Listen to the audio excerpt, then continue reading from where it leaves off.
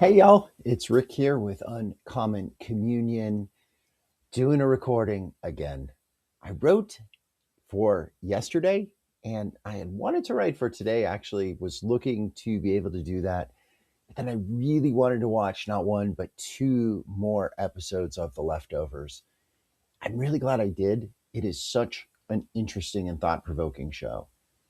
But here's the thing, y'all. The challenge for me is when I am creating content, it's harder for me to consume content. And primarily for me, that's reading, but it also can be watching TV or movies that I think are meaningful and nourishing and interesting. And Leftovers certainly is all of those. So I find myself drawn to that, which gives me less time to do this. And I do the videos in part because, well, they're just easier to do and they take less time. So I do appreciate your patience as I work my way through some television and feed myself so that I can better share what I've gained with you and with others.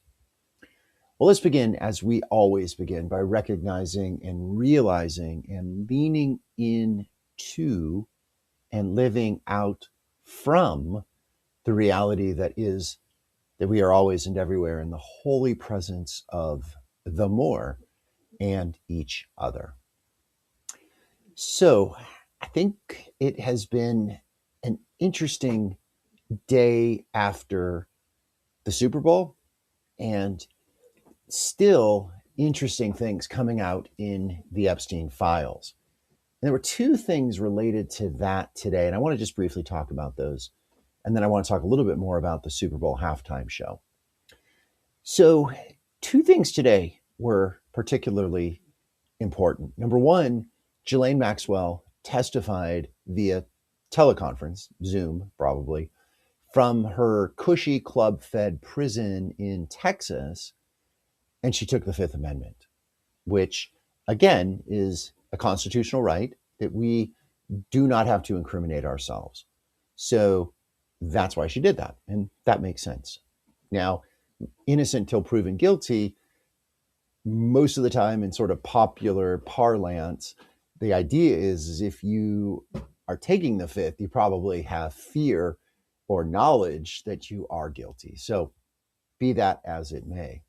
But what came out very soon after that is her lawyer put out this long memo or memorandum, legal statement seeking clemency, saying explicitly that if she is given clemency, she can exonerate Trump from all of the concerns about Epstein. Now, this sounds to me like quid pro quo, like fishing for a pardon, fishing for leniency.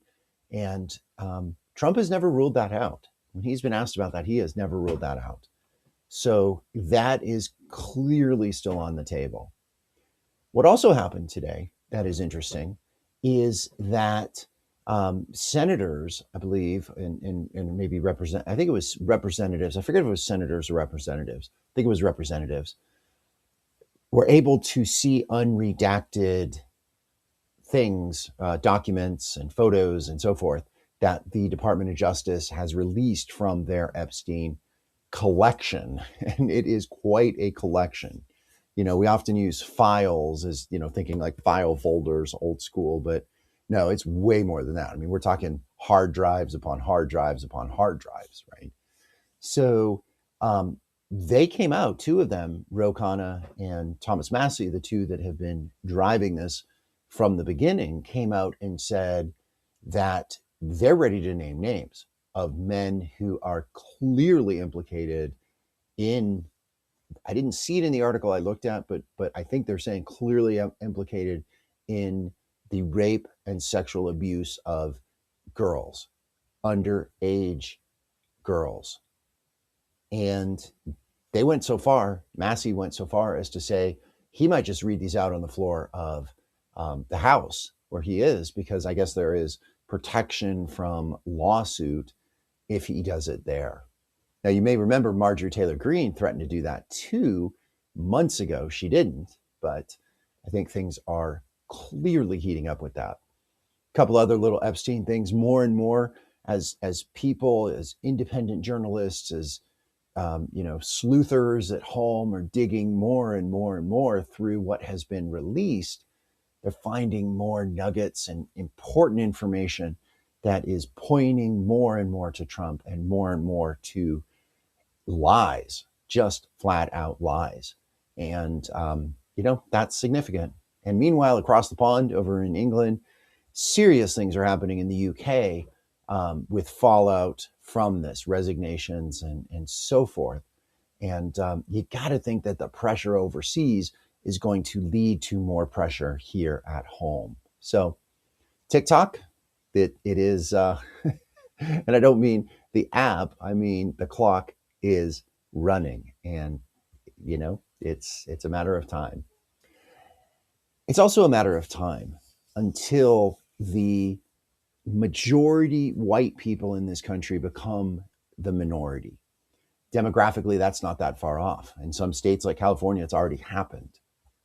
I think what we saw and what we're seeing is in the aftermath of the dueling halftime shows that I watched the Bad Bunny. I talked about it yesterday. I read some articles today about the MAGA one. It sounded pretty darn pathetic and just sad, really, just sad. But we have this dueling vision of how America should be. And one was celebrated by the NFL and 110 million people, something watched it. And the other, they literally filmed it like in a dark warehouse or something, very strange. And that's where we are, y'all. And I want to share with you an article. It's an Atlantic article. It's a gift link, so you can open it up for free. It is about looking at those two performances, those two dueling performances, and really dueling visions of America, right? And the Americas, and seeing that they had more in common than they realized. Patriotism and values and, just commitment to things like family and so forth. Marriage. I didn't realize that the couple in the Bad Bunny show actually got married on the stage there. So that was quite something too. Nevertheless, I highly recommend you read the article. It gave me some things to think about, and it gave me hope that maybe we are closer than we realize. And honestly, y'all, back to where we started, I think the Epstein scandal is something that will blow all of this apart, this cover up, and hopefully it can bridge the gap between this ever increasing divide that is being exploited, that is being caused more and more by fear and anger and scapegoating and much more. All right, y'all, I'm going to read Psalm 41 and briefly share about it. It's pretty short, 13 verses, kind of in the same vein as to what we've heard before. Encourage you to listen to phrasings that are unique to the First Nations, even in this very beginning verse. Harmony and well-being rest upon those who help the ones who are powerless to help themselves. When trouble crosses their path, Grandfather will help them. He will watch over them, breathe life into them, and bring them into harmony and balance in the land. O Great Spirit, rescue them from the schemes of their enemies. Grandfather will make them strong and healthy when they lie sick in bed. This being so, I prayed, Grandfather, have pity on me.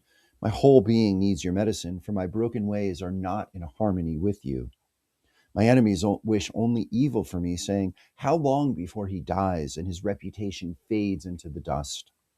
They come to me wearing a mask of friendship, but speak to me with lying tongues. In their hearts, they look for something bad about me so they can go and tell stories to others. All who hate me whisper and mutter curses as they plot their evil plans. A curse of death has come on him, they whisper. He will never rise again from where he lives. Even my trusted friend, who I shared my food with, has turned against me. Grandfather, show your kindness and raise me up so that I may restore balance to the evil they have done to me. When my enemies no longer shout their victory over me, I know I have made your heart glad. You stand by me because I walk with dignity and respect. You have made a place for me in your in your sacred lodge for all my days. With all honor and praise be to Grandfather, the great spirit of the tribes of wrestles with Creator Israel, for all days and ages to come. A whole, may it be so. Which that last little piece there is the translation in the First Nation sort of experience and culture of amen. That's an amen, amen there at the end.